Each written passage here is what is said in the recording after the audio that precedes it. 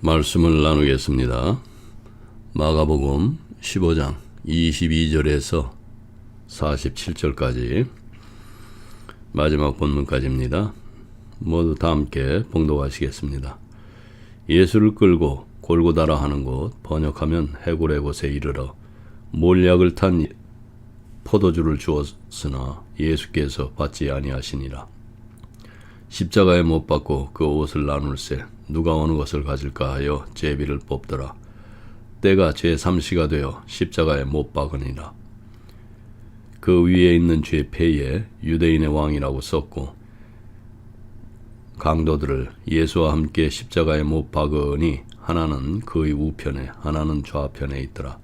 지나가는 자들은 자기 머리를 흔들며 예수를 모욕하여 이르되 아하 성전을 헐고 사흘에 짓는다 하는 자여 네가 너를 구원하여 십자가에서 내려오라 하고 그와 같이 대제사장들도 서기관들과 함께 희롱하며 서로 말하되 그가 남은 구원하였으되 자기는 구원할 수 없도다.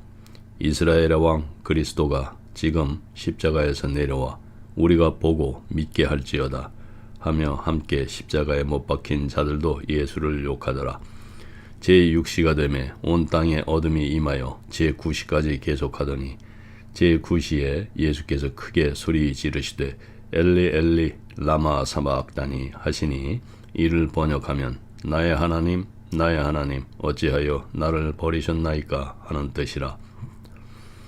곁에 섰던 자 중 어떤 이들이 듣고 이르되 보라 엘리야를 부른다 하고 한 사람이 달려가서 해면에 신 포도주를 적시어 갈대에 꿰어 마시게 하고 이르되 가만두라 엘리야가 와서 그를 내려주나 보자 하더라. 예수께서 큰 소리를 지르시고 숨지시니라. 이에 성소 휘장이 위로부터 아래까지 찢어져 둘이 되니라. 예수를 향하여 섰던 백부장이 그렇게 숨지심을 보고 이르되 이 사람은 진실로 하나님의 아들이었도다 하더라. 멀리서 바라보는 여자들도 있었는데 그 중에 막달라 마리아와 또 작은 야고보와 요새의 어머니 마리아와 또 살로메가 있었으니 이들은 예수께서 갈릴리에 계실 때에 따르며 섬기던 자들이요 또 이외에 예수와 함께 예루살렘에 올라온 여자들도 많이 있었더라. 이날은 준비일 곧 안식일 전날이므로 저물었을 때에 아레마다 사람 요셉이 와서 당돌이 빌라도에게 들어가 예수의 시체를 달라 하니 이 사람은 존경받는 공회원이요 하나님의 나라를 기다리는 자라. 빌라도는 예수께서 벌써 죽었을까 하고 이상히 여겨 백부장을 불러 죽은 지가 오래냐 묻고 백부장에게 알아본 후에 요셉에게 시체를 내주는지라. 요셉이 세마포를 싸서 예수를 내려다가 그것으로 싸서 바위 속에 판 무덤에 넣어두고 돌을 굴려 무덤문에 놓음에 막달라 마리아와 요새의 어머니 마리아가 예수 둔 것을 보더라. 네, 십자가의 처형, 가장 끔찍한 장면에 우리가 참 와 있습니다. 이 구절을 읽을 때면은 참 고통스러운데요. 그들은 예수님을 골고다 그 해골이라는 곳에 끌고 가서 약을 넣은 포도주를 주었지만은 예수님은 마시지를 않았습니다. 그들은 예수님을 십자가에 못 박고 그의 옷을 나누어 주면서 제비를 뽑아 각자가 무엇을 받을지 알아보았습니다. 그들이 그를 십자가에 못 박은 것은 오전 9시였습니다. 예수님 머리 위에는 이제 죄명이 있었죠. 유대인의 왕. 그들은 또한 동시에 두 명의 그 산적을 십자가에 못 박았는데 그 양쪽에 한 명씩 있었습니다. 그리고 지나가는 사람들을 예수님을 비웃으며 조롱하듯 고개를 흔들며 말했습니다. 너는 성전을 허물고 사흘 만에 다시 지을 수 있는데 왜 십자가에서 내려와서 내 자신을 구하지 않니? 대제사장들도 그들끼리와 서기관들 사이에서 그를 조롱하며 말합니다. 그는 다른 사람들을 구원했지만 자신을 구원할 수는 없습니다. 이 그리스도, 이스라엘의 왕이 십자가에서 내려오기만 한다면 우리는 그것을 보고 믿을 것입니다. 심지어 그와 함께 십자가에 못 박힌 사람들조차도 그를 모욕했습니다.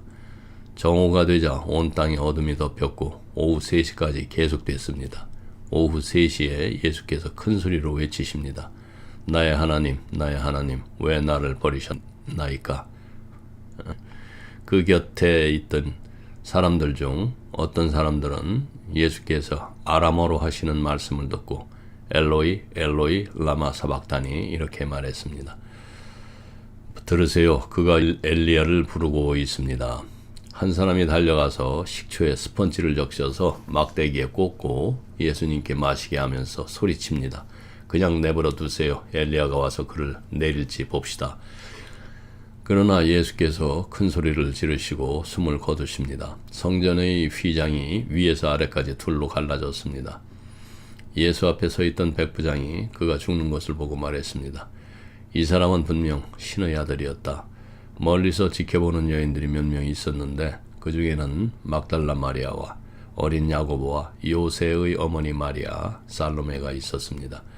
이들은 예수께서 갈릴리에서 다니실 때 따라다니며 돌보던 그 살로메가 여인인데, 그리고 그와 함께 예루살렘에 올라온 다른 여인들도 많이 있었습니다.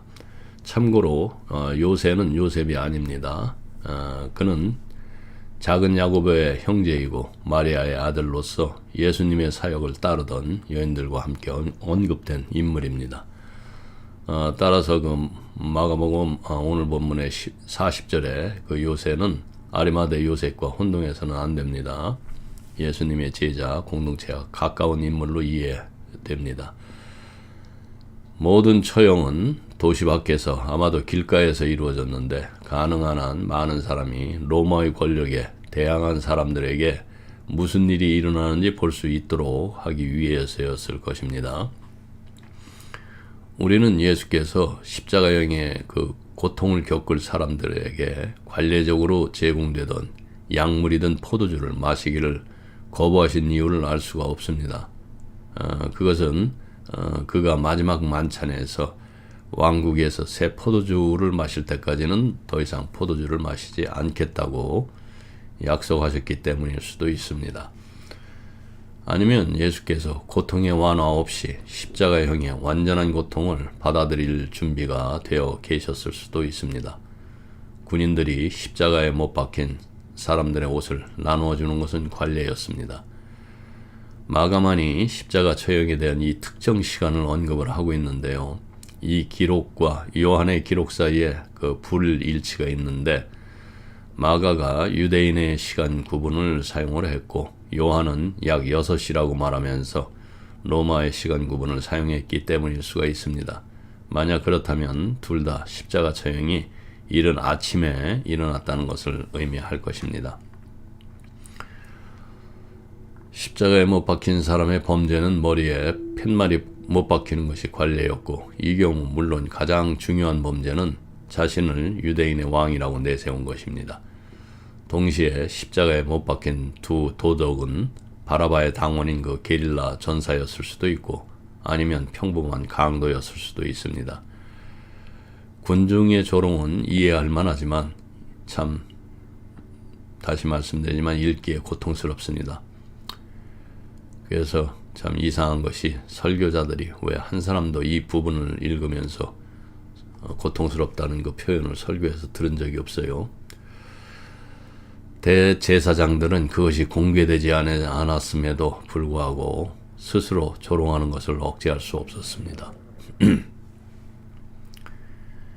예수의 동료 그 고통자들도 일반적인 조롱에 동참을 합니다.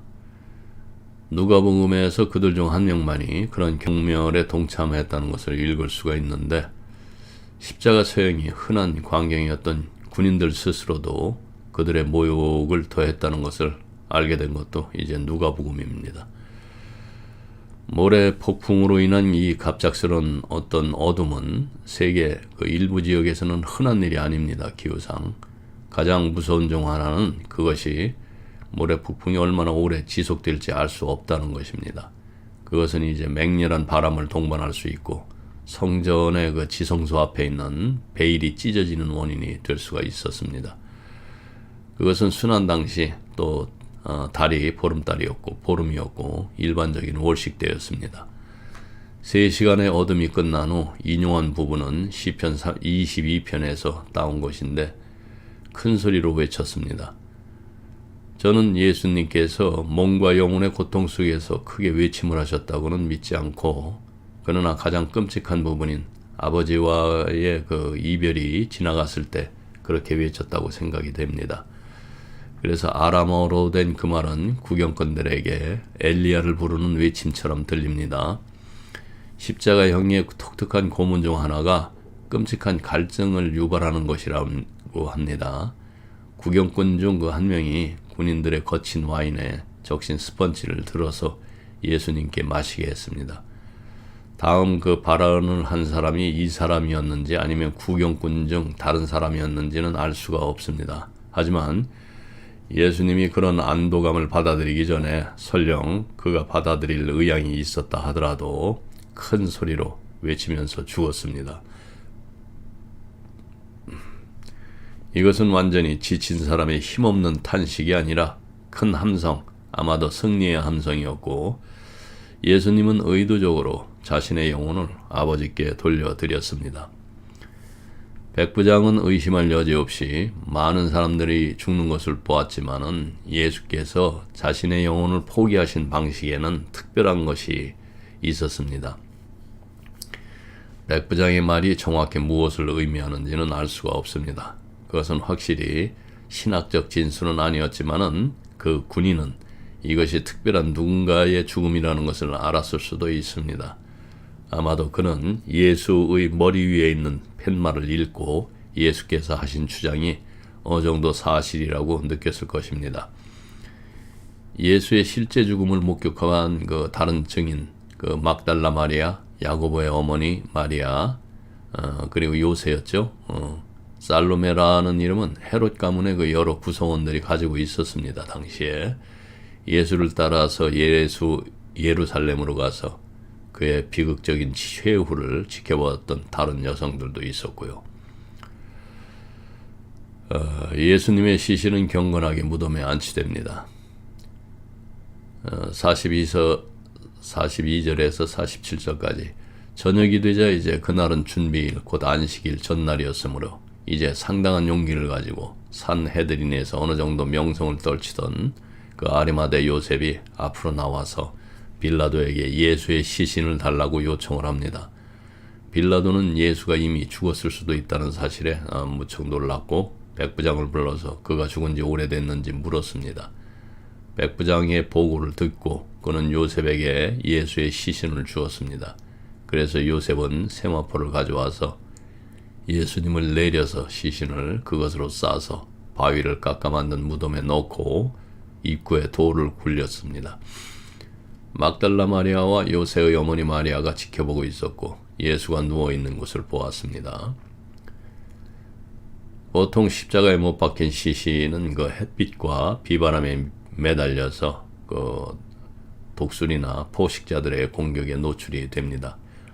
그러나 그 유대교 율법에 좀 자비를 베풀어서 처형된 사람의 시신을 노출시키지 말고 교수형이나 십자가형 당일에 매장하라고 명령합니다. 신명기 21장 23절에 그 내용이 있습니다. 여러분들이 참조하시고요. 십자가에 못 박힌 사람들은 때때로 하루 이상 머물렀고 빌라도는 예수가 이미 죽었다는 사실에 조금 놀랐고 백부장에게서 그렇게 되었다는 것을 확인하고 나서야 시신을 요셉에게 선물로 줍니다. 요한의 기록에 따르면은 니고데모는 요셉이 예수의 시신을 옮기고 요셉이 마련한 그 린넨, 그 자연섬유죠. 린넨천의 주름에 향료를 더하도록 도왔습니다.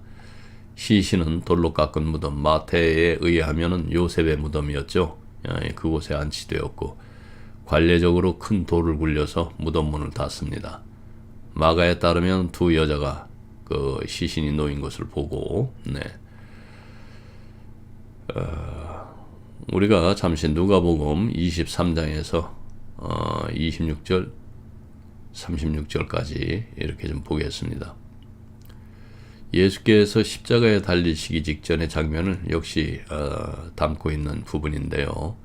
이 부분은 고난의 길, 그러니까 비아 돌로로사라고 그러죠. 이 고난의 길을 보여주면서 예수님의 그 마지막 가르침과 인간의 반응이 교차하는 그 중요한 대목인데, 이 누가복음을 병행해서 보는 이유가 마가에는 기록되지 않은 내용이 포함되어 있기 때문입니다. 누가복음 23장 26절 이하를 좀 보겠습니다. 거기에서 예수께서 십자가를 지고 갈보리로 가시는 동안 여인들은 예수님을 위해 울죠. 26절, 그들이 예수를 끌고 갈 때에 시몬이라는 구레네 사람이 시골에서 오는 것을 그들의 붙들어 그에게 십자가를 지고 예수를 따르게 하더라. 27절, 또 백성과 및 그를 위하여 가슴을 치며 슬피 우는 여자의 큰 무리가 따라오는지라.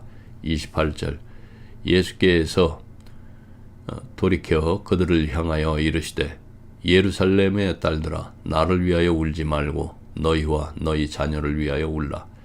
예수님께서는 왜 그들에게 자신과 자녀들을 위해서 울라고 하셨을까요? 이는 메시아를 거부한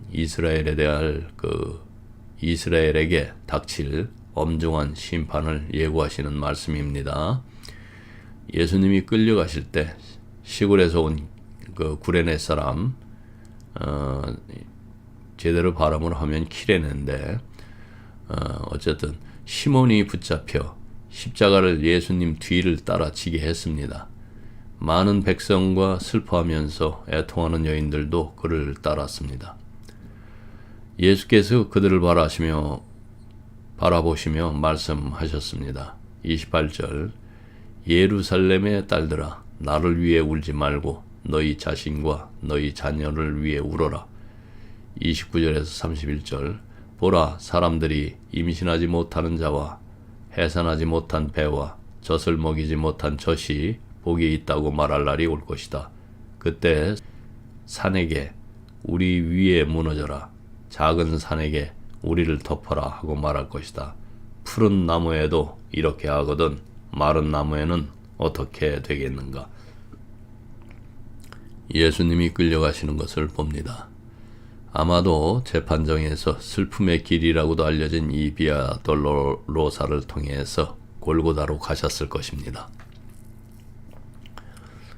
이 길은 예수님이 예루살렘 성벽 밖으로 나가서 처형장소로 가시기 위해 만들어진 길입니다. 이것은 속죄일의 그 구약을 성취하기 위함이었는데요.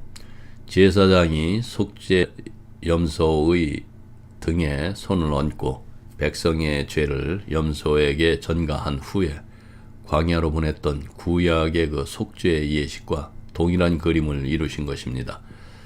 그 해당 구절이 레위기 16장 7절에서 10절 말씀, 그리고 20절에서 22절까지 참조를 하세요. 그래서 두 염소 중에 한 염소는 여호와께 속죄 제물로 드려졌고, 다른 염소, 그러니까 아사셀은 백성의 죄를 짊어지고 광야로 보내졌습니다. 이 구약 제도는 예수 그리스도의 그 대속적 죽음을 예표를 하고 있는데, 로마인들은 예수님께서 십자가를 직접 지셔야 했지만은 예수님은 일반 죄인보다 훨씬 더 심하게 채찍질을 당하셨습니다. 그분의 육신은 심하게 훼손되어 뼈가 드러날 정도였고 완전히 탈진하셨습니다.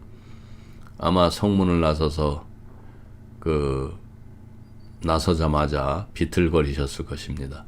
수만 명이 이 장면을 보기 위해 몰려왔습니다. 제가 그 교회 웹사이트에 영화 The Passion of the Christ 영화 링크를 올려놨으니까 이번 땡스기빙에 가족들이 함께 보시기 바랍니다. 별 볼일 없는 영화들 보시지 말고. 이 영화의 채찍질 장면이 참으로 끔찍합니다. 이 장면을 참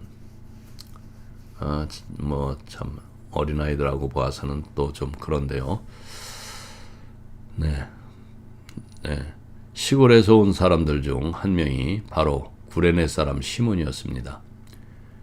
그는 아마 지중해에서 약 한 16km 떨어진 고원지대인데 현재는 그 리비아에 속한 그 키레네에 살고 있었을 것입니다.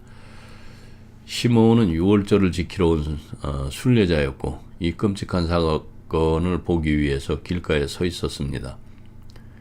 그의 영혼 상태가 어땠는지는 알 수 없지만은 전승에 따르면은 당시 그는 아직 회심하지 않은 상태였고 본문에서는 시몬 자신에 대해서 많은 정보를 이야기하지는 않습니다. 마가와 사도 바울을 통해서 나중에 그의 두 아들 루포와 그 알렉산더 그리고 그의 아내에 대해서 이제 알게 됩니다. 그 두 아들은 후에 로마에 정착한 그 기독교 공동체에서 중요한 역할을 하게 됩니다. 예수님의 십자가를 짊어지는 직분에 강제로 이렇게 징집이 된 후에 시몬은 결국 그리스도께 회심하게 되었다고 전해집니다. 그래서 전승에 따르면은 시몬은 예수님을 위해서 십자가 나무를 들고 가면서 십자가 위에서 일어나는 일들을 직접 목격했고 그 순간 예수님의 말씀을 주의 깊게 들으면서 그리스도인이 되었다고 합니다. 사실 여부와 상관없이 본문이 전하는 핵심적인 사실은 분명합니다. 우리가 먼저 알아야 할 점은 나사렛 예수께서 장대에 못 박히셨지만 그가 스스로 십자가를 다 들고 가지는 못했다는 것입니다. 당시 사용된 그 십자가는 거대한 들보였고 너무 무거워서 예수님 혼자서는 끝까지 짊어질 수가 없었습니다. 예수님이 넘어져서 땅에 쓰러지셨을 때 주변 사람들은 아마 놀라거나 탄성을 질렀겠죠. 그 구레네 사람 시몬이 그 틈으로 나서 제가 도와드리겠습니다 라고 자원한 것은 아니고 오히려 고난을 가진 군인 중 한 명이 예수님께서 떨어뜨린 십자가를 들어서 끝까지 가라고 명령했고 시몬은 마지못해서 따를 수밖에 없었습니다. 당시 그 유대 이스라엘은 로마의 식민지로서 그 통치 중에 군인들이 그 로마의 시민들이 그 이스라엘 사람들에게 오리까지 무엇인가를 이렇게 사육을 시킬 수 있는 권리가 있었습니다. 그 병사는 왜 굳이 시몬을 선택을 했을까? 특별한 이유나 제비뽑기 같은 절차가 있었던 것은 아니고 단지 임무를 수행할 힘이 있는 사람을 즉흥적으로 고른 것입니다. 그러니까 약골이나 체격이 작은 사람보다는 비교적 힘이 있는 사람을 골랐을 가능성이 크죠. 결국 시몬은 예수님의 십자가를 잠시나마 대신 지게 된 것입니다. 그래서 시몬을 선택한 그 두 번째 이유는 이제 단순히 그 힘이 체격뿐만 아니라 그에게서 무엇인가를 보았을 것이라는 상상이 듭니다. 그러나 그 이면에는 하나님의 영원하신 섭리, 즉 그 신비로운 손길이 있었죠. 결국 구레네 사람 시몬을 예수님의 십자가를 짊어지도록 선택하신 분은 군인이 아니라 하나님이시죠. 하나님의 계획은 늘 완벽하고 확실하면서 인간의 눈에는 이해할 수 없는 방식으로 이루어집니다. 시몬이 예수님의 십자가를 대신 짊어졌다고 해서 하나님 앞에서 공로를 쌓은 것은 아닙니다. 그는 자발적으로 한 것도 아니고 강제로 무거운 십자가를 메고 예수님 뒤를 따랐는데요. 아마 속으로는 불평하면서 빨리 끝나기를 바랐을지도 모릅니다. 하지만 하나님은 그를 택하셨어요. 바로 그 순간 우리를 위해서 십자가를 지시는 예수님을 돕도록 말이에요. 생각을 좀 해보시죠. 인간 역사상 그보다 더 큰 영광을 누린 사람이 있었을까요? 없죠. 시몬이 그 회심한 후에 가족들에게 이렇게 이야기했을 것 같습니다. 분명히 나는 주님의 십자가를 지고 갔다. 여러분 참 역사적인 한 획을 긋는 사건이 되는 것이죠. 그 개인에게. 그 사람 묘비가 있었다면 아마 이렇게 적어 넣으라고 했을 것 같습니다. 여기 누운 사람 예수 그리스도 십자가를 지다. 우리 삶의 작은 순종, 우리의 그 작은 섬김, 또 때로는 우리가 하기 싫어도 억지로 느껴지는 순간도 하나님께서는 사용하셔서 영광을 이루십니다. 우리 각자의 삶 속에서도 하나님께서 우리를 필요로 하시는 그 순간이 반드시 있습니다. 애가라는 말이 있죠. 네. 애가라는 단어에는 강력한 의미가 담겨 있는데 예레미야는 애가라는 제목의 책을 썼습니다.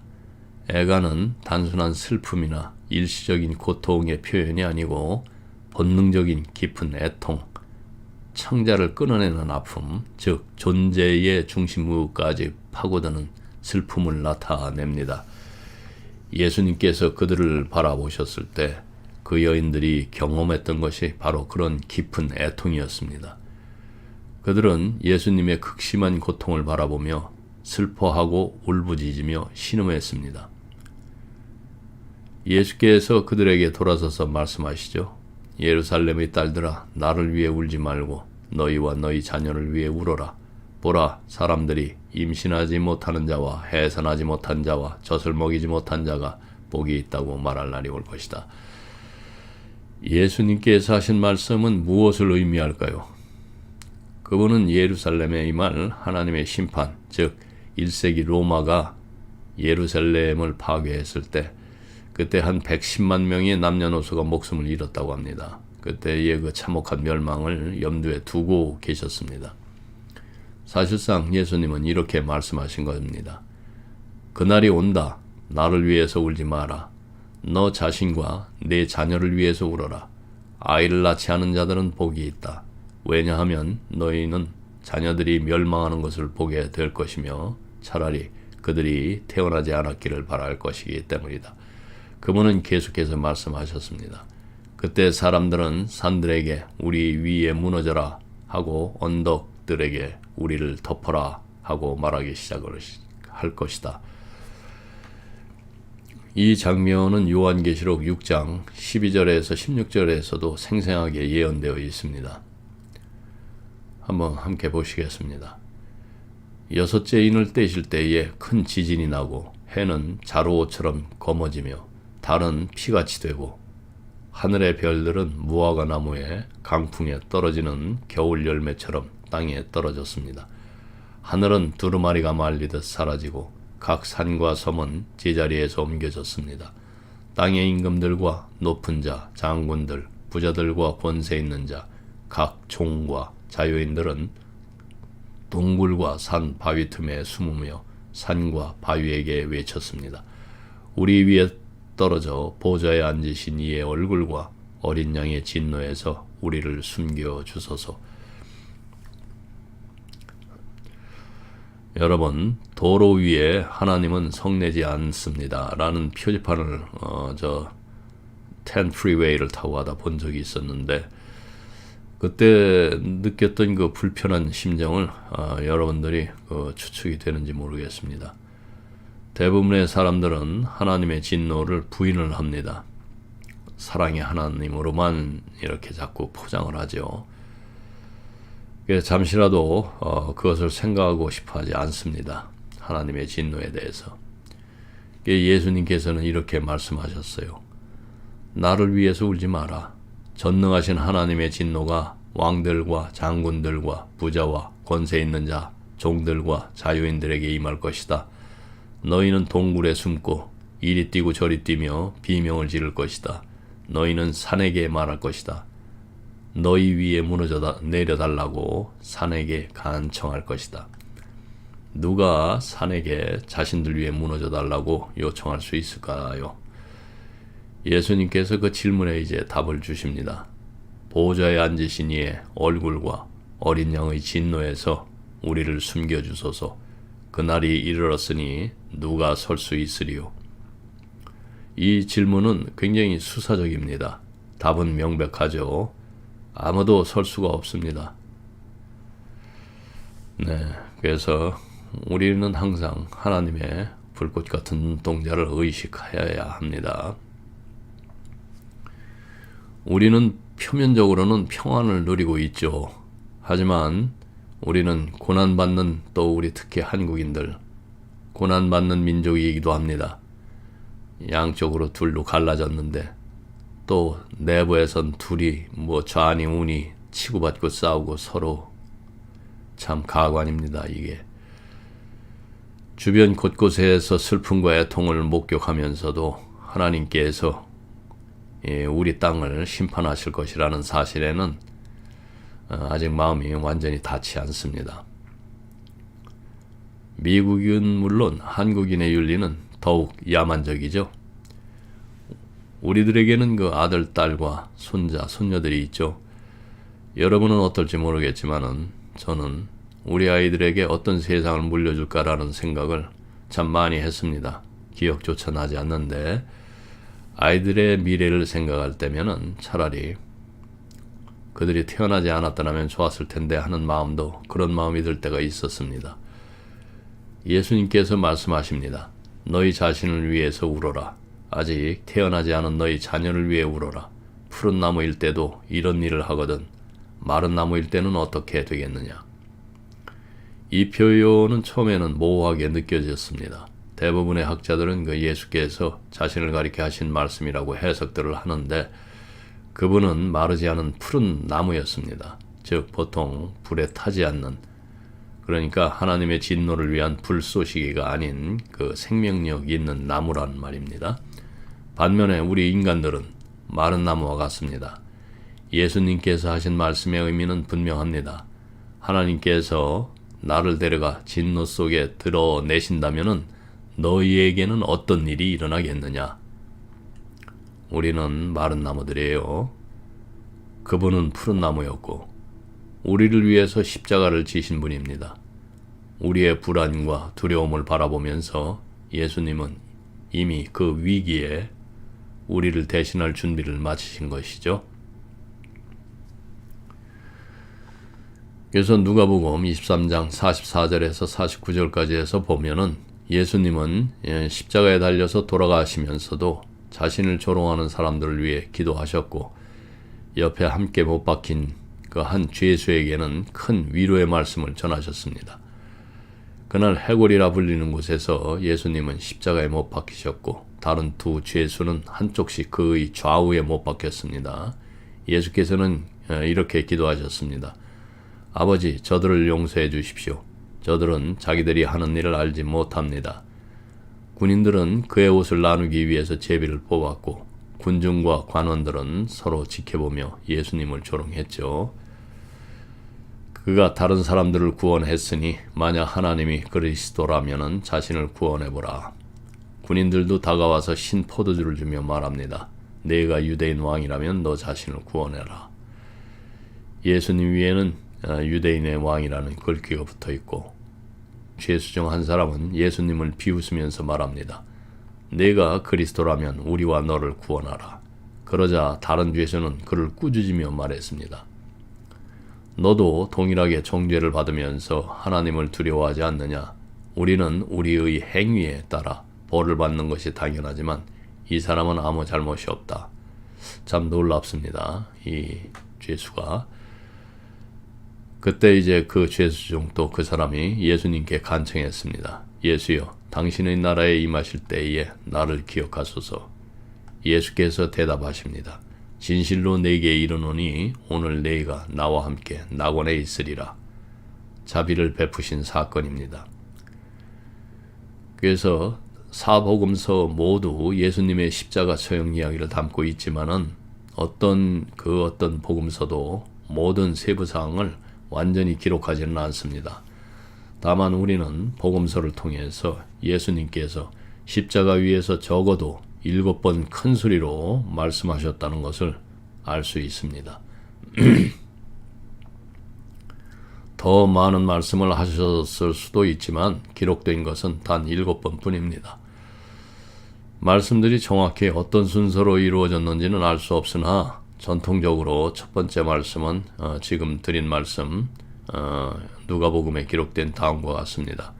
예수께서 이르시되 아버지여 저들을 용서하소서 자기들이 무엇을 하는지 모르나이다 하시니라. 우리 구주께서 잔혹하게 처형당하시는 동안에 입에서 나온 첫 말씀은 아버지께 드리는 다정한 개인적 간구였습니다.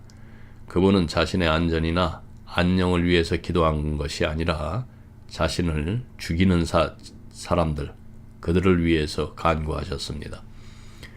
하늘의 지성소에 들어가시기도 전에 영원한 대제사장으로서 충고하시면서 그들의 용서를 아버지께 청하셨던 것입니다. 아버지, 저들을 용서해 주십시오. 또한 예수님께서는 그들은 자기들이 무슨 일을 하는지 전혀 모르고 있습니다. 라고 이렇게 덧붙이셨습니다. 이는 단순한 관용이 아니라 형벌을 감경할 만한 이유를 제시하신 것입니다. 성경은 우리가 하나님께 죄를 지을 때 때로는 지식의 부족이나 무지함으로 인한 그 책임 경감이 있을 수 있음을 보여주기도 합니다. 실제로 구약의 그 회개 체계에서도 그 무지로 저지른 죄에 대한 규정이 존재합니다. 예수님의 그 가상칠언, 그것은 복음서에 이제 흩어져서 기록된 말씀들을 묶어서 전통적으로 이제 묵상하는 우리가 주제들이죠. 그 묵상의 핵심이 이제 되는데, 가상칠언은 좀 더 깊이 있게 별도의 주제로 꺼내서 우리도 한번 공부하도록 하겠습니다. 그런데 오늘은 요약해서 알려드리겠습니다. 예수님의 가상칠언. 그 첫 번째가 이제 용서의 말씀이에요. 아버지, 저들을 사하여 주옵소서. 자기들이 하는 것을 알지 못함이니이다. 이미 원수까지도 용서하시는 그 하나님의 사랑을 드러내시고, 두 번째 말씀이 구원의 말씀인데, 오늘 네가 나와 함께 낙원에 있으리라. 회개한 강도에게 즉각적인 구원의 약속을 주시죠. 그리고 세 번째가 사랑의 말씀입니다. 여자여 보소서, 아들이니이다. 보라, 내 어머니라. 그 요한복음 19장 26절에서 27절 말씀입니다. 참조하세요. 그 어머니 마리아와 제자 요한을 서로에게 이렇게 맡기심으로 가족적 사랑을 확장하십니다. 그래서 여러분들 가족은 물론이고 여러분들이 어떤 관계에 이렇게 있는 분들은 모든 우리들의 관계 속에는 그리스도인들에게는 중간에 그리스도께서 계십니다. 그래서 그 상대에게 우리가 함부로 할 수 없고 그들이 존중되어야 되며 사랑으로 그들을 보살펴야 되는 이유가 바로 우리의 중간에 그리스도께서 계시기 때문입니다. 여러분들 이것은 절대 잊지 마시고 꼭 기억을 하고 계세요. 그리고 네 번째, 버림받음의 말씀이죠. 엘리 라마 사박다니. 나의 하나님 어찌하여 나를 버리셨나이까. 이 말씀은 이제 오늘 본문의 그 마가복음에도 나오죠. 그래서 인류의 죄를 지신 대신 지심으로 그 하나님과의 단절을 경험을 하시죠. 그리고 다섯 번째가 목마름의 말씀입니다. 내가 목마르다. 요한복음 19장 28절에 참조를 하시고, 인간적인 고통을 드러내면서 그 성경의 예언, 그러니까 시편 69편의 그 21절을 성취하십니다. 그 69편 21절은 이렇게 기록되어 있습니다. 이 구절은 예수님의 그 십자가 사건과 직접적으로 연결이 되는데요. 마태복음 27장 34절, 그리고 요한복음 19장 29절에서 예수께서 십자가 위에서 목마르실 때 군인들이 그 포도주에 쓸개를 섞어 이렇게 드리려 했고 신 포도주를 해면에 적셔서 주었습니다. 그 시편의 예언이 성취된 장면이죠. 그리고 여섯 번째가 완성의 말씀입니다. 다 이루었다. 요한복음 19장 그 30절 말씀일세. 예수께서 신 포도주를 받으신 후에 이르시되 다 이루었다 하시고 머리를 숙이시고 영혼이 돌아가시니라. 구속사역이 완전히 성취되었음을 선언하십니다. 다 이루었다. 테텔레스타이. 헬라어 원문은 완전히 끝났다, 성취되었다라는 그런 뜻입니다. 이것은 단순히 죽음의 선언이 아니라 구속사의 모든 계획이 완성되었음을 선포하는 말씀입니다. 그 앞에 그 시편 69편 21절과 연결이 되는 부분이에요. 그리고 이제 일곱 번째 위탁의 말씀이죠. 아버지, 내 영혼을 아버지 손에 부탁하나이다. 예수께서 큰 소리로 불러 이르시되 내 아버지여, 내 영혼을 아버지 손에 부탁하나이다 하고 이 말씀을 하신 후 운명하시니라. 아버지 손에 부탁하나이다 라는 이런 표현은 시편 그 31편의 5절의 인용이에요. 예수님이 죽음의 순간에도 하나님께 온전히 자신을 맡기셨음을 보여줍니다. 내가 나의 영을 주의 손에 부탁하였나이다. 진리의 하나님 여호와여, 나를 구속하셨나이다. 누가복음 23장 46절의 말씀이죠. 마지막 순간까지 하나님께 자신을 맡기신 그 절대적 신뢰.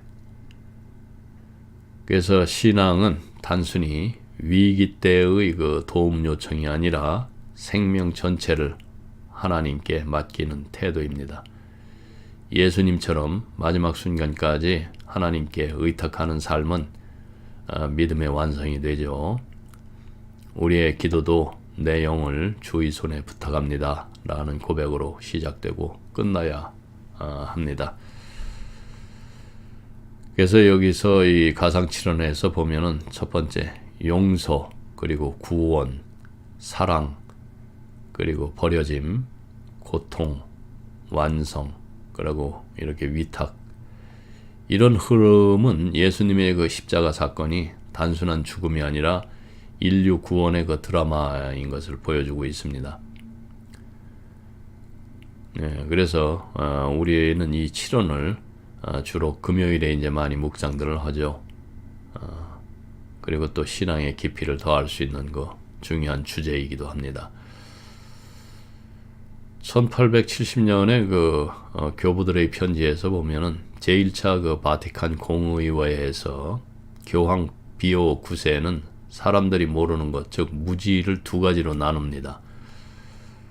극복할 수 있는 무지, 그러니까 배우고 노력하면 알 수 있는 무지인데, 두 번째가 이제 극복할 수 없는 무지가 있죠. 태어나면서 혹은 상황 때문에 알 수 없는 무지. 그러니까 기독교 교리를 모르는 사람들, 즉 배운 적이 없는 사람들을 교황 비오 9세는 이들을 극복할 수 없는 무지 속에 있는 사람들로 보고, 쉽게 말하면은 그들은 자신의 잘못이 아니라 세대와 그 환경 때문에 잘못 알게 된 것이다. 이것은 예수님이 십자가 위에서 하신 말씀과도 연결이 됩니다. 예수님은 이렇게 기도하셨어요. 아버지, 저들을 용서해 주십시오. 그들은 무지합니다. 자기들이 무슨 일을 하는지 모릅니다. 즉 예수님은 사람들이 자신의 행동을 잘 모르고 있다는 것을 아시고 그들을 용서하신 것인데, 교황이 말한 그 극복할 수 없는 무지와 비슷하게 사람들은 때로 잘못을 저질러도 알지 못할 때가 있는 것입니다. 이 이야기를 오늘 그 위의 본문에 연결하면은 여러분들은 어떻게 해석이 됩니까?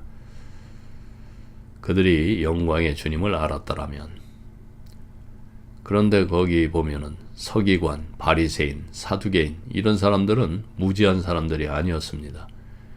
그들은 성경 전문가였고 하나님의 말씀과 메시아에 관한 가르침을 잘 알고 있었습니다.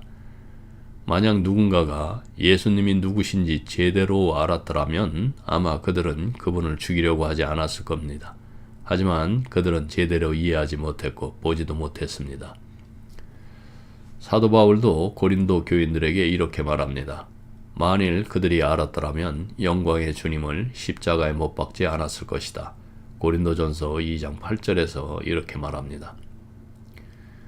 여기서 바울이 부른 그 영광의 주님이라는 표현은 예수님이 단순히 인간이나 땅의 왕이 아니라 하늘과 땅 위에 계신 참된 주님이심을 나타내고 있습니다.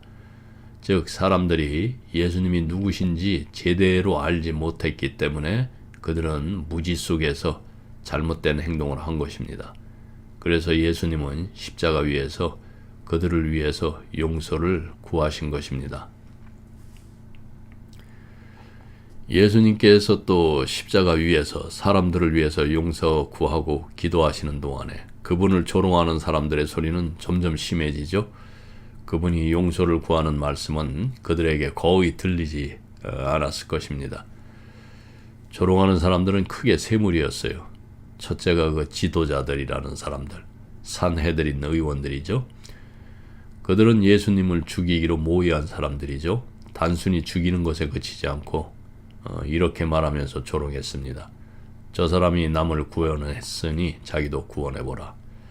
이 말 속에는 예수님이 다른 사람을 구원했다는 사실을 인정하는 뉘앙스가 있었습니다. 둘째, 또 군인들입니다. 성경 말씀대로 그들은 예수님의 옷을 제비 뽑아서 나누었지만은 동시에 이렇게 조롱했습니다. 내가 유대인의 왕이라면 너 자신을 구원해보라.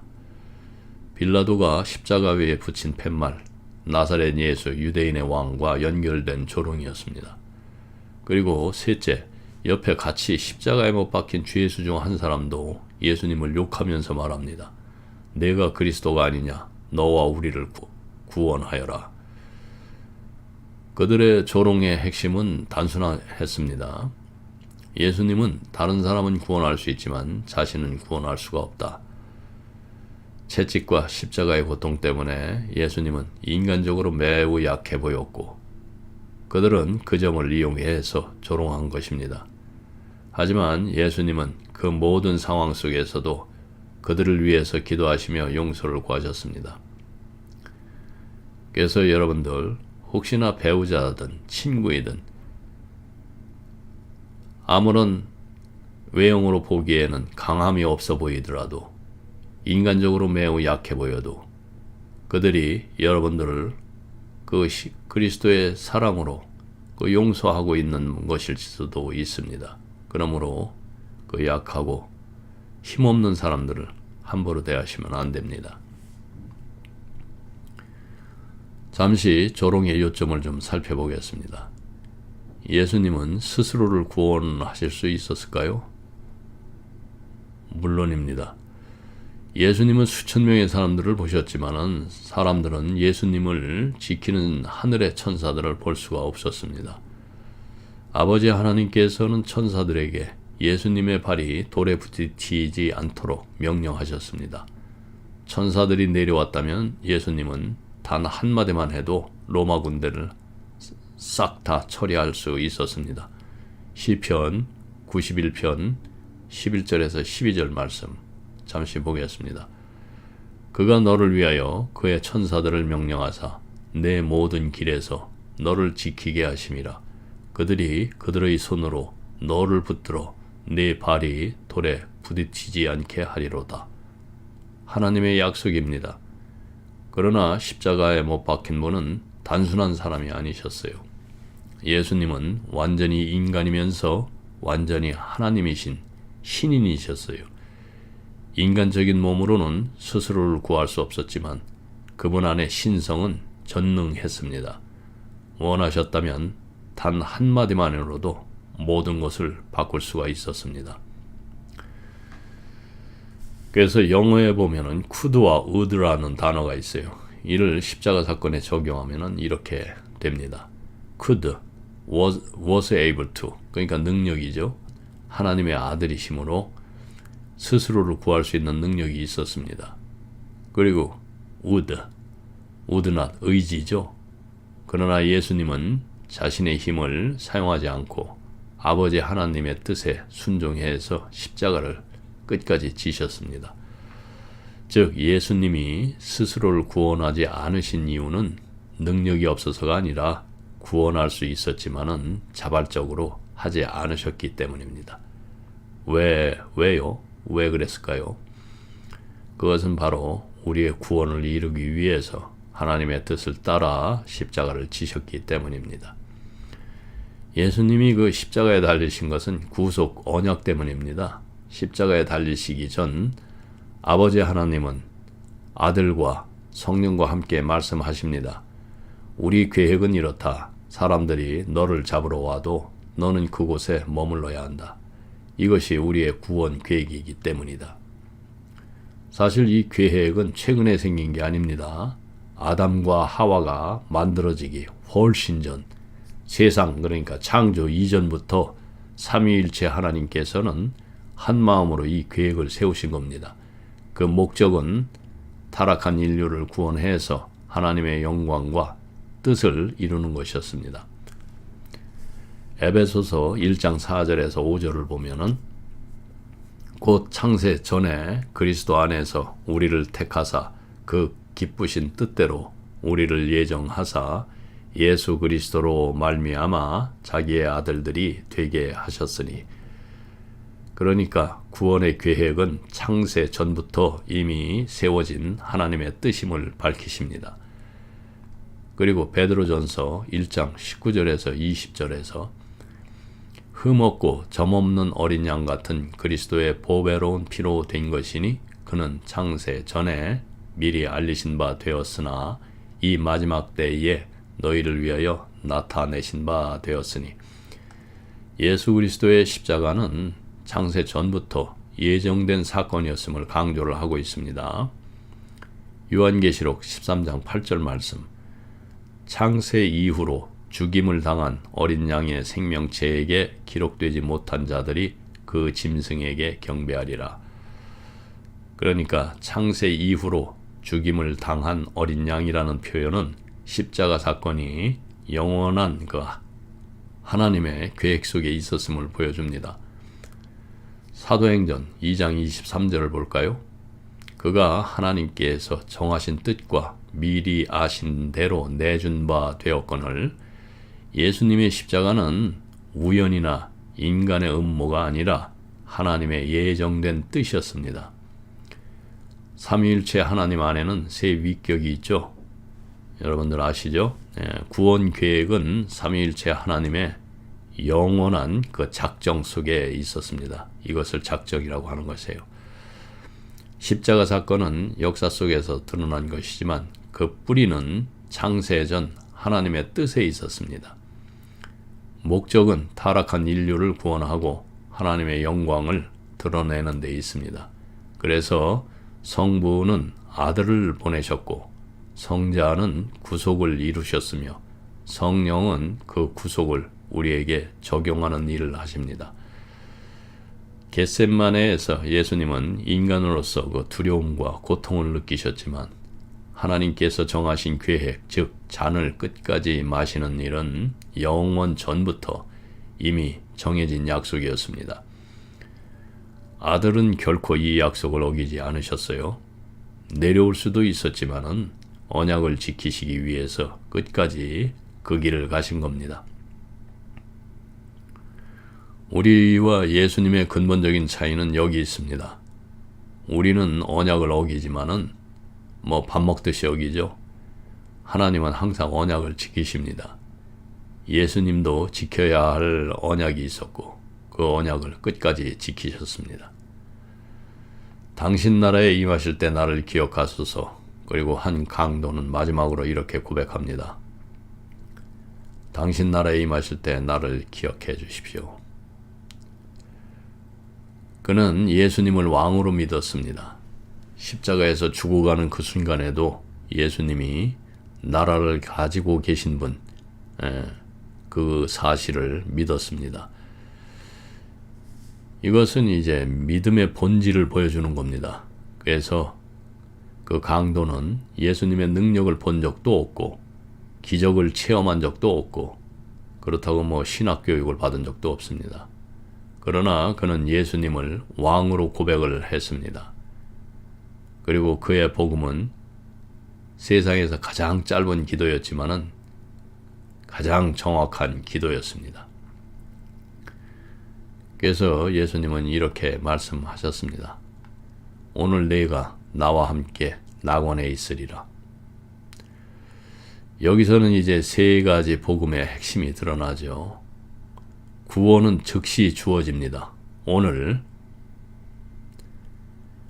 구원은 인격적이죠. 너와 함께. 구원은 영원한 생명입니다. 낙원. 가장 마지막 순간에 회개한 죄인도 외면하지 않으시는 하나님의 은혜가 여기 있습니다. 그 두 번째 강도의 질문은 이제 우리에게 던져집니다. 첫 번째 강도는 예수님을 조롱하면서 내가 그리스도가 아니냐, 너와 우리를 구원하라고 말했습니다. 그러나 두 번째 강도는 그렇게 말했죠. 내가 동일한 정죄 받고도 하나님을 두려워하지 않느냐. 하나님을 두려워해야 한다는 것은 벌을 무서워한다는 뜻이 아니고 하나님을 하나님으로 인정하는 것입니다. 그분의 거룩함 앞에서 서는 것이에요. 그래서 여러분들이 나는 내 죄를 인정하고 있는가? 나는 하나님을 두려워하고 있는가? 자기 죄를 인정할 때 비로소 복음이 들어옵니다.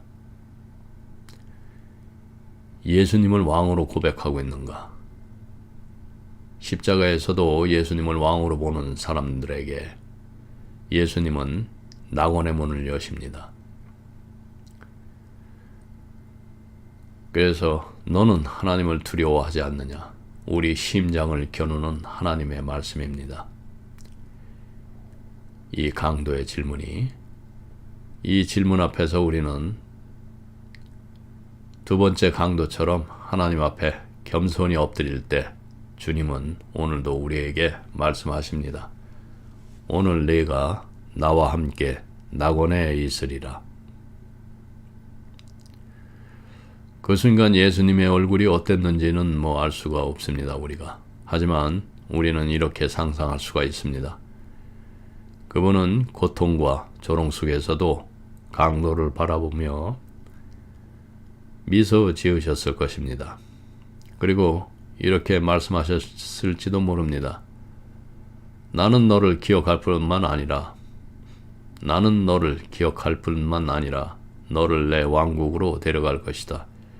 2000년 후가 아니라 바로 오늘, 이 오후 해가 지기 전에 오늘 너는 나와 함께 낙원에 있을 것이다.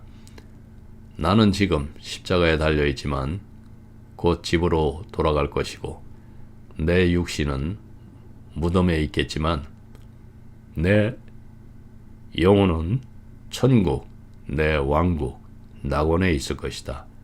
그리고 오늘 나는 너를 나와 함께 데려갈 것이다. 일부 이단 가르침에서는 사람이 죽으면은 영혼이 떠나지 못하고서 며칠간 머문다고도 하고 오랜 시간 또 잠자듯 정지한다든가 나중에 깨어난다고 이렇게 주장들을 하죠. 이것은 말씀을 왜곡하는 말입니다. 오늘을 지연된 시점으로 그들은 해석을 하고 예수님이 강도에게 언젠가라는 그 모호한 약속을 하신 것으로 주장들을 하기도 합니다. 하지만 성경은 분명하게 말씀하십니다. 예수님은 강도에게 진실로 내가 네게 이르노니 오늘 네가 나와 함께 낙원에 있으리라 이렇게 라고 말씀하셨습니다. 즉 강도의 영혼은 그날 그 순간 십자가 위에서 이미 영광의 주님과 함께 하게 되었다는 것이죠. 중요한 진리를 깨닫게 됩니다. 십자가 위에서의 구원은 즉시적이라는 것. 우리의 영혼이 육신을 떠나는 날 우리는 주님의 임재 속으로 들어갑니다. 이 약속은 신앙의 약속이며 또 핵심입니다. 이 말씀을 통해서 우리는 죽음조차 두려워할 필요가 없음을 알 수가 있습니다. 네, 오늘은 여기까지 하겠습니다. 여러분 모두 함께 기도하시겠습니다. 하나님 아버지, 우리 마음으로는 갈보리에서 일어난 사건의 깊이를 완전히 이해하지 못합니다. 그러므로 성령께서 우리의 마음과 생각을 밝히시고 그 시간에 일어난 일들의 그 무게와 또 예수님의 사랑을 조금이라도 깨달을 수 있게 하옵소서. 예수님의 이름으로 기도드립니다. 아멘.